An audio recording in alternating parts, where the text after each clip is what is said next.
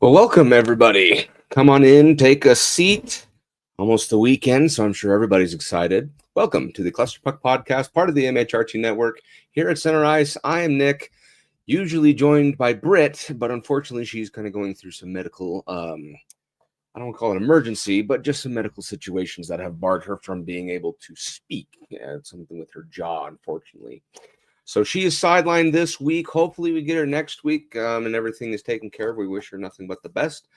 So please be sure to send her your best wishes on Twitter, Instagram, and Threads. However you can get a hold of her. Hopefully we'll get her back next week. So that being said, today we're going to talk about the schedule release, which happened just a couple of days ago. Yesterday, at the time of this recording. And already I have several interesting matchups that I kind of have pinned, I guess I should say. So we'll talk about that schedule. Additionally, we're going to talk about the Josh Manson signing, what that's going to mean, and just kind of see where we are kind of at this point in time, because end of July, that's when the free agency, the buzz has already kind of come and gone. Then you go into August. That's really the dead period. September, that means hockey's right around the corner. So we're just now in that 6-week window of just kind of trudging through the tar pits. You know what I mean? So it's going to be a little bit of maybe a shorter episode. We'll see how far this can take us. But you'll have to deal with just me for this week, unfortunately. So for those of you who, I think the 99% of you guys that are all Brit fans, I'm sorry to disappoint you this week, but it's going to be me. But we're going to have a lot of fun regardless. Okay, before we begin, don't forget to like and subscribe. Follow the MHRT Network so you can get notified when shows like the Cluster Puck Podcast go live. You can do so on the various social media platforms of your choosing. And if you want to follow us, we ask that you do so at the Cluster Puck Podcast on Facebook and at Cluster Puck Avs on Twitter, Instagram, and Threads. Okay, with that being said, let's talk Josh Manson news first, because I do have a few opinions on that. And then we'll kind of get into the nitty-gritty on the schedule, which I know some of you may have some questions on, comments on. So please, again, feel free to fire those comments in the comment section on your phone, on your tablet, computer, laptop, wherever you are. And we'll see if we can kind of come up with some opinions together. That being said, so Josh Manson, this was just last week. He signed an extension with the Avalanche, one that I'm not going to lie, not a lot of us really saw coming. And I say that very cautiously because I'm sure there were some that did think he would do it. It was just difficult because A, the Avalanche are in a very difficult cap situation right now. B, he hasn't been playing his best, at least not since that 2022 year where we picked him up. So a very interesting signing nonetheless. Now, that being said, I will also start with I am happy that this signing did go down, though it does come at an odd time, I will also admit. So he signs, let me see if I can pull that up real fast, a 2-year, $3.95 million cap hit so obviously extending next season and the season after that. So it doesn't necessarily break the bank. Now, the contract itself, 2 years, so it's not terrible, easier to potentially offload if stuff really does go wrong and that just stuff's not working out. 3.95, though, is a little bit of a reach. Now, that being said, we are still all need to be in that mentality now to rewire our brains. That 3.95, at least in a couple of years, is not going to be a ton. 3.95 is going to be like the new 2, right?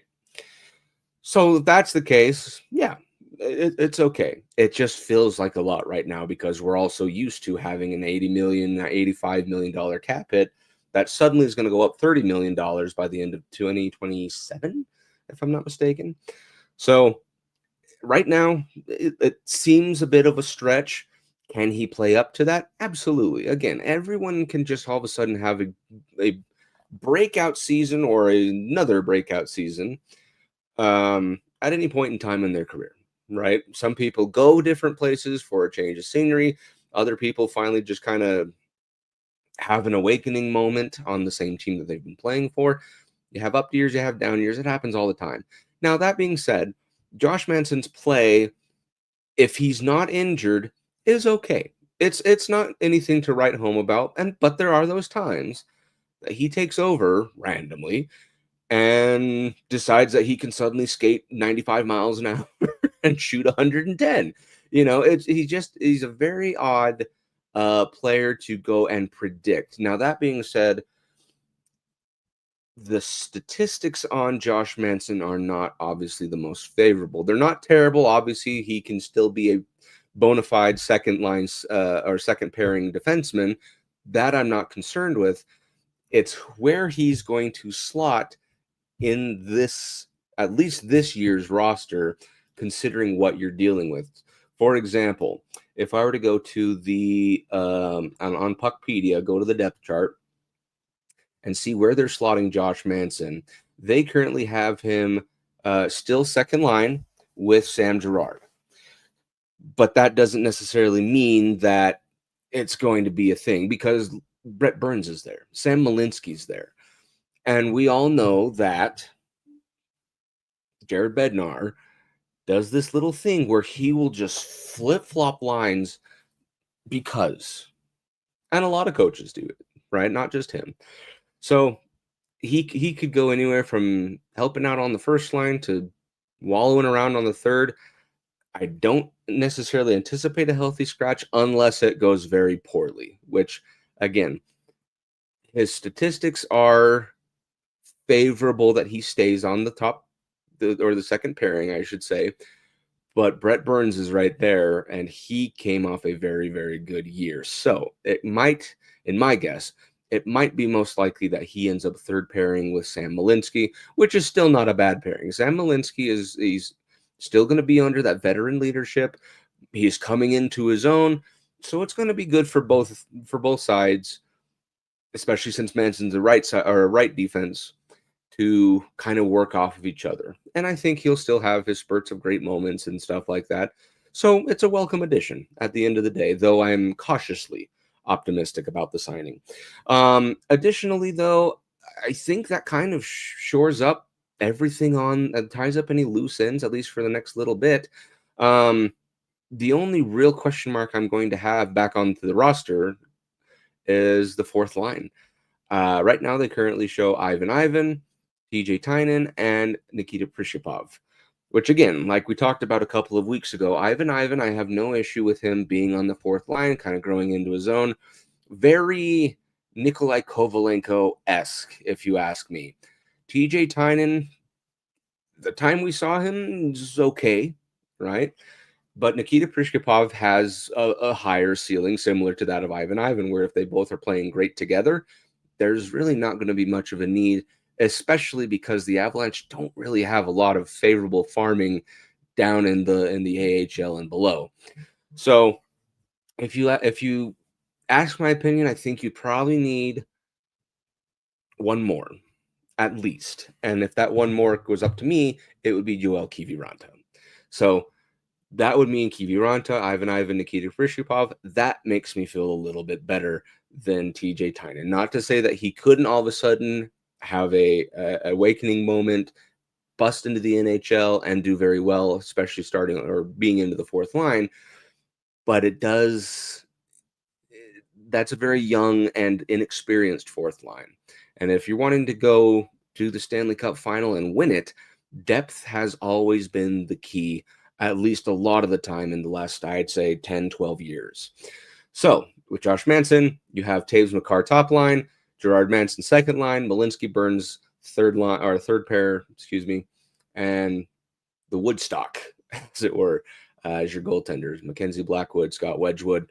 Great shape. I think those two are going to be great. So it's coming together, and then you introduce Logan O'Connor back into the lineup after he comes off of injured reserve because of the surgery that he had, and you're going to have a pretty okay team, right? I think at the end of the day, it's going to be pretty good. You got Nelson signed for 3 years. You still got Nichushkin. Landeskog's back. That's going to be big. Parker Kelly's going to come into his own. Ross Colton, Jack Drury, who's been showing pretty good promise. I'm okay with this. I'm okay with this for now, but we'll talk about kind of roster as the time goes on, more toward September time, when we're going to think about, okay, who's going to be opening night? Who's going to be home opener? Who's going to be that team? So that being said, let's talk calendar. So every team in the NHL this year, or at least a lot of the teams in the NHL this year, released a kind of artsy, little video about their schedule release. But I've been rather bummed with a lot of them because they kind of just pick certain games here and there to highlight, which again is fine. It's an 82 game schedule. It's hard to really need to get all of them in there. But they all end up saying, go to NHL.com/whoever, right? That to me is just kind of like, well, why would you even put together a video if you're just going to tell them to go to the website? Little weird, but I do enjoy watching the videos regardless. The Avalanche did one where they would Instagram DM their players, kind of telling them dates and stuff like that, and all of them would be, "Wow, cool! How'd you get this number?" All the funny, nonsensical responses. It was okay. It was okay. If you ask my opinion as far as what was the best video that was released, I think I got to give it to the Los Angeles Kings.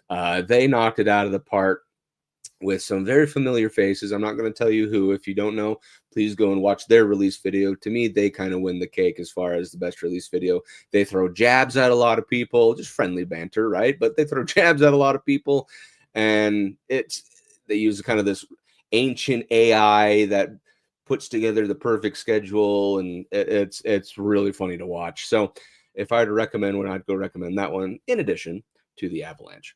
But nonetheless, the schedule was released. Now, one thing we already knew is that the season opener was going to be, again, I'm pretty sure this is like the third year in a row, something like that, at Crypto.com Arena in Los Angeles, facing the Kings, one of the three opening matchups that day. I believe it was the Panthers, defending Stanley Cup champion, the Panthers taking on the Blackhawks.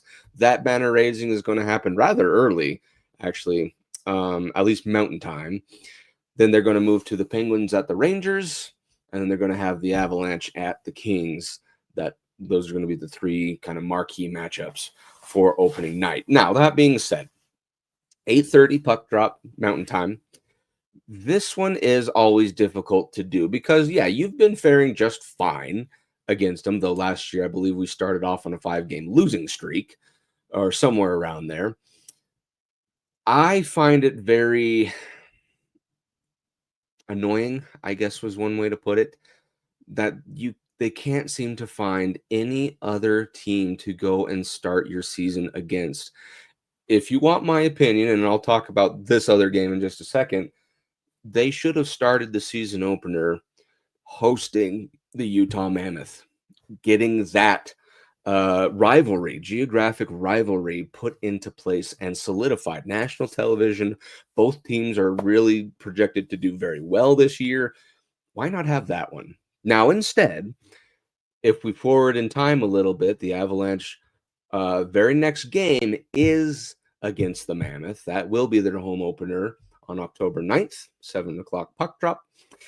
So it's an okay trade-off, but if you want everyone's eyeballs on it to kind of start rivalries and start, all whatever things you want, I personally would have had, instead of the Kings, it's the Mammoth, and instead of at Utah, it's at Ball Arena.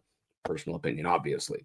Now, it's going to be fine. No one's going to really care in 5 years from now. But that would be kind of a nice little touch, in my opinion, is to kind of start, because the media's got a pretty big impression, especially in the hockey world. Start kind of forming people's opinions on that rivalry, right? It's a brand new rivalry. It kind of had some pizzazz to it ish last year, especially because there's a lot of Utah fans that grow like me, like grow up Colorado Avalanche fans, and so they don't lose that, but now they have a sudden hockey team, so there's this kind of dichotomy of what do I do? Fans like me choose obviously the Avalanche being their natural team. There's that aspect, but there's also the Rocky Mountain, you can nickname it the Rocky Mountain Rumble or the whatever you want to call it. You could start to form that kind of stuff, similar to how, based off of players, the Crosby Ovechkin games, the Islanders and Rangers, or Rangers and Devils, those are always big games. Geographically, they're close. So since the West doesn't really have anything other than, I would say, Anaheim and Los Angeles, where geographically they are really close, you got to start packing things where you can. The West is it's expensive. There's a lot of space, so you got to try and tie that together. That's the only reason why, kind of to go off on a tangent, I would have preferred to start with the Mammoth. However, home opener is against the Mammoth. It's going to be a wonderful scene at Ball Arena. It's going to be loud. The Mammoth are finally, they have a team name instead of being the Utah Hockey Club. It's going to be awesome. It's going to be electric. Now, that being said, there's a couple things before I kind of really dive into the rest of the schedule. I do want to bring up a couple of items. The first one, if I remember correctly, and I counted this just about 5 minutes before I started this broadcast, there are 18, as in 1-8, 18 what I would classify matinee time matchups. That is a lot of matinee times. And if you remember my kind of, what do you want to call it? Paranoia, superstition, as the hockey world would call it. The Avalanche don't do well with matinee times. It's not to say they don't ever, but it just feels like any matinee time, especially the ones in Buffalo, they just don't do well. I don't know if it's jet lag finally catches up to them. Then they're still tired, whatever it is, they don't do well. They really don't do well. And there are 18 of those on the schedule. That's nearly a quarter of your games on the schedule. That's nearly a quarter that are matinee times. Now, I don't know if that's something the NHL, and I noticed that when I was putting together, I have my Google Calendar that I put the schedules on for the teams that Allie and I, my wife and I both enjoy. There's a lot of time changes on these, a lot of extra matinee time. So I don't know if that's something that the NHL is trying to gravitate towards to get like a more captive audience, the kids, the young ones, some to that extent. I don't know. But for some reason, they made this change. At least to me, it's noticeable that it's a lot more than usual. Usually, this feels like it's double the amount of matinee time. So, I don't want to say I'm thrilled with it because it's going to be new. It's going to be unique. That's going to be the cool aspect of it, to see kind of how the Avalanche roll with the punches. But why did it need to change? That's the only real question I have.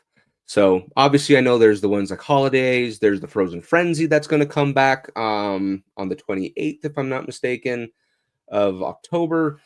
There's those games. I get that. But the ones where it felt unnecessary to do, that's the questions where I'm like, did we really need to do that?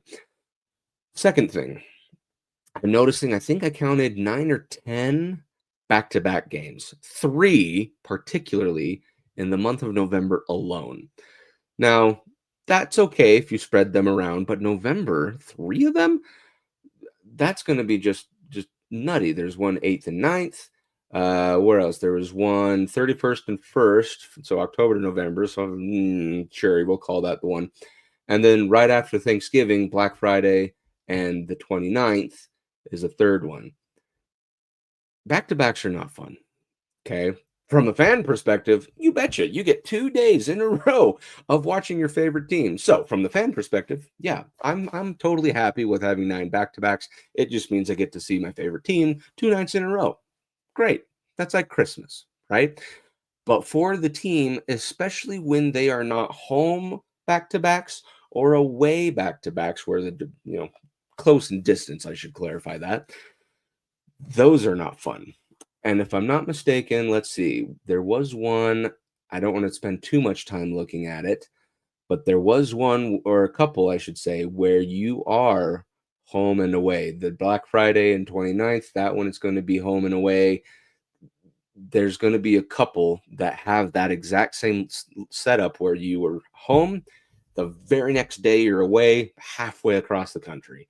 That takes the toll on the body. That takes a very big strain on not only your mental capacity, but just kind of it gives the other team a distinct advantage. So I'm going to say watch out for any of the back-to-backs as well. And we'll talk about it throughout the rest of the season, and it shouldn't come as any surprise to any casual fan that back-to-backs are ones where it's like a lot of the time it feels understandable that you lose the second of the two games. So something to keep in mind. Okay, that being said, let's kind of roll back again and let me kind of bring up a couple of games that I'm going to find are going to label as important. So, oops, oh, I just went back to the wrong month. Sorry, friends, you're having to see this in live time. So, obviously, home opener against Utah set a tone. It's going to be a great series, great rivalry. You lost that one. Now, you only played them 3 times last season, but the one they had in Ball Arena, they got embarrassed in. Now, a lot of that did have to go down to puck luck. I do understand that, but you got to get this one back. You have 2 games of theirs against the Mammoth at Ball Arena this year. You cannot squander that away. You cannot let them come in. I don't care if they have JJ Peterka. I don't care if they have Nate Schmidt and Brandon Tanev, all these new additions. They have a deep team. They have a complete team and a young core, and they're dangerous. That should not be an excuse for a Conn Smythe Stanley Cup champion winning Cale Makar on defense, Nathan freaking McKinnon, a.k.a. Hart winner, Stanley Cup champion. The accolades go on and on. Gabe Landeskog, Val Nichushkin, Arturi Lehkonen, who had a hat trick against him last year. That should not be any excuse for this group that we have in front of us at Ball Arena to go out and perform and beat Utah. I don't think I would accept it. And that's coming from me living in Utah, having the Mammoth about, a 40-minute drive from my house. If you're going to set up a rivalry game, you need to set a tone, especially at home. So that's going to be one game that I'm going to kind of put my finger on and say this is important. Another one that I had them color coded here, so hold on with me. Okay, Saturday, October 25th. Still, this one's going to be the Avalanche are at TD Garden to face the Boston Bruins. Now, every game is important. Every game could also be a trap game. I understand this. However, if I recall in recent history, every time we've gone to TD Garden during those early games, and this is a 1 p.m. puck drop, Mountain Time, we lose that game, not just by 1 goal or something. It is an embarrassing way to lose that game. And because Boston was not very good this year, high lottery pick, this is a team that needs help. This is also a team that suddenly can turn it on at any given point. They are the Boston Bruins. They still have very big names. They still have your Pasternaks and your Swaymans and your McAvoys, right? But that's 2 points, okay? And a lot of these games, I'm going to refer to this a lot. That's 2 points, okay? As these games begin to rack up, and Brit and I stress this a lot, especially down the stretch of last season, points matter. And why not get as many points as you can all the time, as early as possible, right? For example, if the Avalanche didn't drop, 6 out of their first 10 games or whatever it was, that's 12 points. That alone would have flip-flopped them with Dallas and would have given the Avalanche home ice advantage against them in their first-round series, which they unfortunately ended up losing in Game 7. Makes a difference, right? That's one of those games. Call it a trap game. Call it the matinee curse of the Avalanche. Call it whatever you want. That's a game that I eyeball particularly because it seems like every time they just fail to show up, period. They don't win. And that's one where it's like, if you need to turn stuff around and show that you have a capable team, that would be the game to do it. Okay, moving on down the list here. Let's see. There was another game I had listed off here. The first one of the back-to-backs in November, the 28th and 29th. I labeled that one, but I'll still kind of dive into it just for a little bit. First game at Minnesota on Friday, November 28th. Again, 1:30 puck drop. And then you're going right back to Ball Arena the very next day to play the Canadians at 1 o'clock Mountain Time. 2 matinees, back-to-back days, vacation, holiday, if it's American Thanksgiving, you name it, it's all there. If you can walk away with both games, winning them, I should say, that's also big. However, that's right during vacation time. That's right in the American Thanksgiving holiday. People get lazy. People just want to go and eat. People just want, you know what I mean? There's the shopping aspect. There's the call it what you will. People miss their families. They want to be with their families around holidays. And so their minds usually are taken elsewhere. Christmas, New Year's, you name it. Players have normal lives, just like you and I outside of hockey. To them, it's a job. Granted, it'd be the awesome, most awesome job in the world. But nonetheless, they miss their families, right? And so a lot of the times, especially during those times, their minds just kind of aren't there. And if you're not careful with that, you lose both games. So I'm going to mark that one as an important back-to-back. Not only is it a home and away, it's holiday. Okay, so keep an eye on those two. Now, that being said, they are also formidable opponents. Okay, Minnesota, playoff ability team, or playoff capable team, I should say. Montreal, playoff capable team. Both, they made their playoff run last year. Don't let that go to waste. Don't let that fall by the wayside, because they understand it's just as important. They understand that points are points. Again, I'm going to go back to this a lot. Okay. Points are points. Okay. There's 4 points sitting for you right there. Could mean something very important at the end of the season. Okay. Next one. Let's see. Throughout December, everything looks pretty okay. There is a back-to-back on the 8th or 6th and 7th. Is that a home and away? No, that's the Rangers on the 6th. Flyers on the 7th, so that's not too terrible. Geographically, they're about an hour train ride, if I'm not mistaken. But the one I wanted to talk about, let me just go. I'm going week to week here. Okay, right here. December 27th. So this is going to be after, again, another holiday. Right before New Year's, right before everything, right after Christmas, you're playing at the Vegas Golden Knights. Okay. 8 o'clock Pacific or Mountain Time, so 7 o'clock Pacific Time, puck drop. That's normal. But this comes after a little break. People with their families for Christmas. Now, I don't want to say you're necessarily getting rusty, because it's just 3 days in between game against Utah and then game in Vegas. But that's one where it's, again, you need to make sure that you didn't just kind of take the time off, so to speak. Still be in good physical form. I don't think you're going to lose any of that, obviously, but it's coming right back from a little break that you get, right? Little vacation. So ultimately, against Vegas, it's a very tough opponent. They're back right in the Stanley Cup conversation. Another 2 points are on the line. It comes right at a very odd time between Christmas and New Year's. That's one where, again, you just got to keep with it. Got to keep whatever rhythm you had. If you had a losing streak, change it. That's a great game to do it in. Take advantage of maybe them, because Vegas, it provides a lot of different entertainment and distraction. Maybe take that.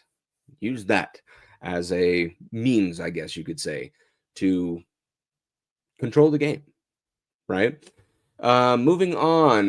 One thing I will add, though the Avalanche don't need to do this, there are games played on New Year's Day, which I thought was very, very strange, because obviously that's competing with other sports, right? Your New Year's 6 games for college football are going to be that day, but there are still about 6 matchups or 8 matchups, something like that, on that day, which I am very confused about.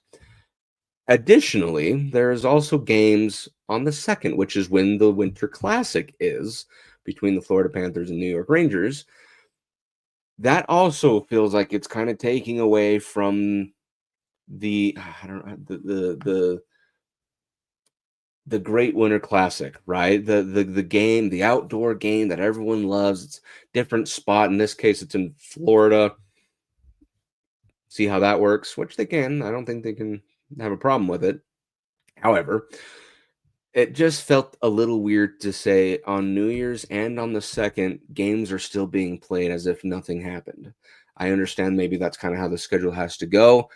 It just feels like you probably shouldn't try and compete with, especially New Year's Six bowl games, college football playoff, and then the Winter Classic, which you want to draw as much attention to, especially because media personnel, a lot of people were chatting about how their viewership numbers were down in the last couple of years. If you don't want to have that happen, why are you scheduling other games around it where it's going to take eyeballs off of the game? I don't know. But that's just my opinion.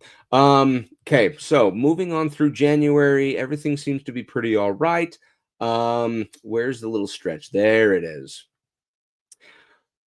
January 3rd, 4th, that's a back-to-back, and 6th. Okay, I'm going to label those 3 games. This one, last season, you were terrible. I don't think you scored a single, well, maybe 2 goals in this very similar road trip. The 3rd at the Carolina Hurricanes, the 4th at the defending Stanley Cup champions Florida Panthers, and the 6th at Tampa Bay Lightning. Last year, that road trip burned you terribly. You got put into a very deep rut where goals didn't exist, the team didn't show up, and the game was just painful to watch. Okay, so that being said, that's another one I have scheduled right after New Year's, another holiday, back-to-back included, though this one's not as far, I should say, though you're still traveling quite a ways. And you have Tampa thrown in there. Going through that kind of, Gulf of Mexico / Atlantic coast, it's not fun. It's a difficult thing. It's basically like the California road trip of the East, where it just seems like people go in there and get beat up and then come out, and it's like, whoa, what just happened, right? Hurricanes, playoff team, Stanley Cup capable, even now that they have some new signings of Stankoven. They get Nick Ehlers. They're going to be, again, a tough opponent for a long time to come. Now, granted, we have Brett Burns, a player they will not have in their lineup, pairing on their first pair last year. So that's something, but they are still just as dangerous, just as deadly, just as potent and deep as they have been for the last 5-6 seasons, taking them to countless, well, I can count 3, Eastern Conference Finals. Okay? So, there's that one. The other one, Florida Panthers, defending Stanley Cup champions. They have a target on their backs. We know what that's like, having won just 3 years ago, right? But at this point in time, I'll say for the Avalanche, that grace period, one can call it, is long gone after you win a cup, where it's like the year after, you're like, okay, yeah, sure, but we just won a cup, so who cares if we made the playoffs or not? The second year, it's even less. By now, it's gone, right? This is a different team. A lot of the team is not the same, okay? As such, the Florida Panthers. Now, that being said, some key players re-signed with them, a.k.a. Sam Bennett, Brad Marchand, Aaron Ekblad. Okay? How Bill Zito was able to do that is beyond me. But whatever he's got there in Florida, in little Sunrise, Florida, is working. The team chemistry there is fantastic. Now, that being said, there are some players that did end up needing to go, and there are still those that need to go because I believe they're over the cap and the roster number, if I'm not mistaken. So there will still be people that need to go. But players like Vitek Vanacek, their backup goaltender, and Nate Schmidt, both of them went to Utah. Now they're in your division. Now they have Stanley Cup pedigree on their team. That's beside the point, though. They still are the defending Stanley Cup champions nonetheless, right? If you want to go and make a statement saying, hey, we can still go toe-to-toe with you, we don't care if you just won 2 in a row, been to 3 in a row, mind you, that's the game to do it. And if I'm not mistaken, you lost, 4-0, 5-0, somewhere around there, and then the other game, 6-0 against Tampa. That's a wrong you need to right on the 6th of January because it was an embarrassing set of games. That same little road trip we had last year. You cannot have that happen this year because it's a hard thing to get out of losing streaks. Okay. Not impossible, just very difficult and harder even to maintain staying out of them. Okay. A lot of times last season, I saw that where they would go on this little losing streak, win a game, and then lose another 2 before finally getting back into the win column. So that's one where it's like, that's going to be a really difficult one to do. So moving on, through January was great. So we'll just kind of move through February, although I do remember there was a back-to-back Ottawa, Montreal toward the end of the month there. Something to keep an eye on. Okay, 2 games in February. Obviously, the Olympics are there. Okay, the Winter Olympics in Italy, going to be awesome. Super excited. I bet a lot of, your Cale Makars, Nathan McKinnons of the world, they're going to be on Team Canada. Brock Nelson's going to be on Team USA. Going to be great. Going to be wonderful. Okay. The game before and the game after are the 2 that I'm going to talk about. That's against the San Jose Sharks. And if I go further down, that's against the Minnesota Wild. Yes. So the division opponent on the second or the backside of that, San Jose. Okay. Anticipatory win. Call it what you will. Okay. But you're right there before the Olympics. Now, I know Olympics, similar to how the Four Nations felt, is important to a lot of players to represent their country or for the World Games, right? Where everyone showcases their best athletes going head-to-head against each other, okay? But you still have to remember you have the NHL that you're in, okay? Points are everything. San Jose, similar to last year, has nothing to lose. They're projected to be toward the bottom. They've had some less than stellar signings. Ryan Reeves, for example, though they got Jeff Skinner, they got Adam Gaudette. That's pretty fun. Goaltending is going to be a thing, especially that Askarov now has the reins and they don't really have a good solid backup. So they're still going to be, my guess, bottom of the chart. But that doesn't mean that you can just say, hey, you know what? We'll just play kind of casual paced. If we lose, we lose. We have the Olympics the next day. Granted, you want to try and remain healthy. I understand that. But especially around this time is when players have mentally checked out. They're not going to be participating for the next few weeks. Okay. That can't happen. Again, 2 points are on the line. It's not a divisional game like it will be against the Wild when you come back, but it's still 2 points. It could still mean something. Again, I know I'm a broken record when I say this. Every 2 points means something. I don't care if it's in the beginning of the season, the end of the season, right before the Olympics, like this game against the Sharks. It just all is so important. Okay. So, that being said, we're going to go to the flip side of the Olympics. After you have now exhausted yourself playing as much as hockey as you can, giving it your all for your country, those players are going to come back very fatigued and tired. They didn't get their break like the rest of them. At the other side of that, though, they still have hockey on their minds. They're not going to miss a beat when they come back. Everyone else, though, had almost 3 weeks of a break. That's a long time, at least in the hockey world. Okay. When they come back against the Wild, what team are we going to see? Now, this to me is going to be a big one because not only is it a divisional game, 4-point swing, as it were, but it could be that the team itself mentally is different for the rest of the season, the next 6 weeks that they have after that.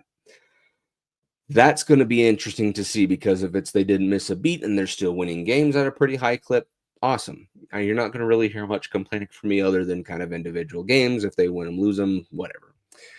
But if they have come back and they are struggling to find whatever magic they had just to win games, The goaltenders are starting to be sluggish. It's a very dangerous spot to be in because trade deadline looming around the corner. Right? You got to make sure you're on your A game before, after, sometimes even during the Olympics. Training, keeping your form in check, not letting yourself go, right? Peak physical condition. That's all I'm basically trying to say. So are we going to have that when we get there on the 26th of February against the Wild? I hope so. I hope everyone's in good shape. I hope everyone's going to not miss a beat and that we just keep rolling as if nothing happened. Okay, that being said, the next one, early March, like I was talking about, same thing in the California road trip, so to speak. You have the Kings and Ducks back to back. Never fun to go in there, get beat up, and go. But I don't think it's going to be as bad this year, especially if you look at Los Angeles. A lot of them said they got older, and that could end up taking a toll on them. We'll have to see. However, in the month of March, there was a couple I was looking at, but I think I'll only highlight one, and that's March 10th against the Edmonton Oilers. This one, I'm sure, it'd be weird if it wasn't nationally broadcast, but then again, Avs have been slighted before, so I guess I shouldn't be saying anything. Colorado Avalanche, Edmonton Oilers, 8 p.m. Mountain Time puck drop, the McDavid versus McKinnon show. This is another showcase, once again, of Hart winner versus Hart winner, Conn Smythe winner versus Conn Smythe winner. The best of the best, right? Now, is it going to be something that's going to gravitate toward, oh my gosh, this could be the matchup? Maybe. It depends, right? But it's still one of those big games where everyone's going to be watching. Everyone's going to be paying attention to who wins this little, skirmish between the best two players, I would argue, in the world. Okay. So something to keep your eyes on. Again, another 2 points are on the line. Games are valuable, everything like that. Okay.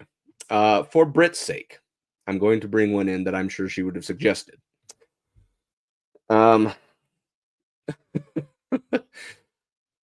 Monday, March 16th, against the Pittsburgh Penguins. I'm just going to throw a quick little question out, and then we're going to move on. Will Sidney Crosby be in an Avalanche sweater by then when they come into town? That's all I'm going to say on that. We're going to move. We're going to move on to March 24th, where they then go to Pittsburgh. Will he be in an Avalanche sweater? I'm saying this for Brit. Okay, so hold on. I feel like I just needed to get that through. Okay, and then April, the last little stretch of games. I'm going to read off every game in April just because it's only half the month, but I want you to pay attention to how this is working. Okay, on the 1st, against the Canucks at home. On the 4th, against the Stars in Dallas. On the 5th, back home against the Blues, back-to-back. Back to the Blues in St. Louis on the 7th. Flames at home on the 9th. Golden Knights on the 11th. And then the last week, at Oilers, at Flames, 13th and 14th, respectively. And at home, we finish at home against the Kraken on the 16th. Not an easy stretch of games for that 2.5 weeks. Okay. This is where the real grind is going to be, assuming you're right in there competing for one of the top spots in the Central Division, which, again, I've said that again, I'm not concerned about not making the playoffs. I think we're definitely a playoff caliber team. Nothing has swayed me to decide otherwise. It's just one thing that I'm noticing, okay? That I don't think that it's going to be as concerning like I talked about the depth. I think the top 6 are going to take care of it. I think the top pairing is going to take care of it. We're going to have a full year of good goaltending. Like I said, it's going to be fine. We're going to be in the playoffs according to how it looks right now. But this stretch of games is going to be difficult because there are every single one of these teams that I've mentioned. The Canucks, they were a fringe team. They just missed, right? But the Stars, the Blues, which were also a fringe team, Flames, which were also a fringe team, Golden Knights, Oilers, Flames, again, and Kraken, less so, right? But all of them, regardless, are in playoffs and are also going to be jockeying for position to either get in, so they're going to make that extra push, or to leapfrog in their standings, their respective divisional standings, to get the home ice advantage. It's not going to be a fun April. Okay. However, I also know that's when injuries tend to hit home the hardest, if that makes sense. It's when they really start to take their toll. It's like, oh, I wish I had insert player name here right now. If he was on the team, we would have been winning this game. Or if so-and-so just didn't have to injure themselves a week prior, whatever. It's that point in time where you really need to dig deep, especially if you're a depth piece player, to contribute to your team. So I'm going to say look at the entire month of April as important games. Not to say none of the rest of them aren't, but these ones especially, because now it's going to be every hand's going to be in the cookie jar reaching for the last cookie, right? If I'm going to give you a good analogy. So is it going to be easy? Like I said, no. Is it going to be fun? I really think every matchup is going to be fun. I'm pretty excited for the month of April, but again, it's not going to be easy. But from a fan standpoint, it should be a lot of fun. Okay. So that being said, I'm going to wrap that up there for the schedule. Let me know in the comments below, or DM us, whatever you want to do. Let us know what game you're looking forward to. I think it's a pretty all right schedule. There's not a lot as far as things that kind of get in the way. For the most part, should be easy to view it now that Xfinity and Altitude kind of have reached an agreement. More accessible. Hopefully, there's still a lot of nationally broadcast games because the Avalanche are still relevant. I'm excited. I think the Avalanche were dealt a pretty all right schedule. There's not a lot of oddities other than the 18 matinee games. So again, I have to see how that one goes. But yeah, let me know your thoughts in the comment section below. DM me or Brit. Let us know your thoughts on the schedule. But that being said, there's not a lot of additional news out there. A couple of hirings down in the AHL levels. Oh, there is one, I should say. Welcome to the assistant head coach in carousel, Dave Haxtell, former head coach of the Seattle Kraken, has joined the bench behind Jared Bednar. He'll be an assistant head coach. I don't quite know what to think of that. Now, that's going to be specializing power play, potentially. We'll have to see what that looks like. But I'll save my real thoughts probably until next week when Britt is hopefully here, and that way we can kind of bounce ideas off each other. But the jury's still out on that hiring. I'm hoping it goes well, but given Dave Haxtell's coaching record, that's kind of where but he's an assistant coach, right? So who's to say? So I think that's going to wrap it up for me on this week's episode of the Cluster Puck Podcast. I don't believe I have any other notes. Britt did text. She sends her love. She says she wishes she could be there. So again, keep wishing her the best. Thoughts and prayers go to her. And her, it was like a jaw infection, or maybe something with the teeth. It didn't sound fun. We'll just keep it that way. So thoughts and prayers to her. Send her your love. Send her your thoughts and prayers. But hopefully she's back next week, right as rain. And that way you don't have to deal with this ever again. At least solo, I should say. But needless to say, thank you everyone for joining me on this week's episode of the Cluster Puck Podcast. Again, if you liked what you saw, and I hope you did, don't forget to like and subscribe and follow the MHRT network so you can get notified when shows like the Cluster Puck Podcast go live. You can do so on the various social media platforms of your choosing. And if you want to follow us, particularly this show, you can do so at the Cluster Puck Podcast on Facebook and at Cluster Puck Avs on Twitter, Instagram, and Threads. With that being said, we have now kind of officially entered the death valley of the offseason, where not a lot goes on. Talking points get a lot harder to do, but we do our best. So tune in next week, see what we have to say. Maybe some news will pop up. You never know. But as always, hopefully you guys enjoyed the episode. Have a great weekend, everybody. Enjoy yourselves. Be safe out there. And as always, go Avs, go. Fast lane when I pass in the street, bag of money in the passenger seat. Tempo's been asking for me on the road from the west to the east. Way up, I might never come down, cause the coast's racking up the flight miles. So high, I might never come down, so what, this is my lifestyle.